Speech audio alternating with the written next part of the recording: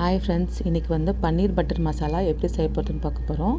அதுக்கு வந்துட்டு ஒரு வானொலியில் கொஞ்சம் தேவையான அளவு எண்ணெய் ஊற்றிட்டு 2 பெரிய வெங்காயம் ஸ்லைஸாக கட் பண்ணி இந்த மாதிரி வதக்கிக்கோங்க. வதங்கினதுக்கப்புறம் ஒரு துண்டு இஞ்சி, 5 பல் பூண்டு, 10 முந்திரி பருப்பு, அது நல்லா வதங்கினதுக்கப்புறம் 2 சைஸ் பெரிய தக்காளி, அப்படி இல்லைன்னா 3 சின்னதாக இருந்தால் 3 சைஸ் போட்டுக்கோங்க.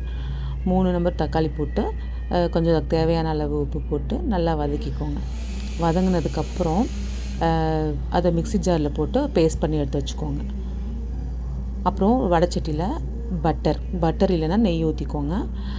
பிரியாணி இலை, ஒரு சின்ன துண்டு பட்டை போட்டுட்டு அதுக்கப்புறம் நம்ம அரைச்சி வச்சுருந்த பேஸ்ட்டு அதோடு மிக்ஸ் பண்ணிக்கோங்க.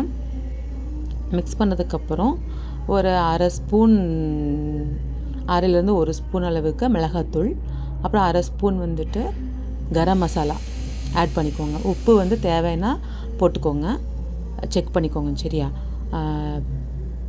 அது கொஞ்சம் ஒரு 5 to 10 மினிட்ஸ் வந்து குக் ஆனதுக்கப்புறம் 2 ஸ்பூன் சுகர் ஆட் பண்ணிக்கோங்க. ஆட் பண்ணதுக்கப்புறம் நம்ம கட் பண்ணி வச்சுருந்த பன்னீரை வந்துட்டு இதில் ஆட் பண்ணிக்கோங்க.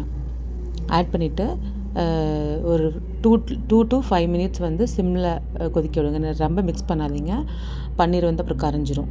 இந்த பன்னீர் வந்து எப்படி செய்கிறதுன்னு சொல்லிவிட்டு என்னோடய வீடியோலேயே நான் போட்டிருக்கேன். என்னோடய வீடியோ செக் பண்ணி பாருங்கள்.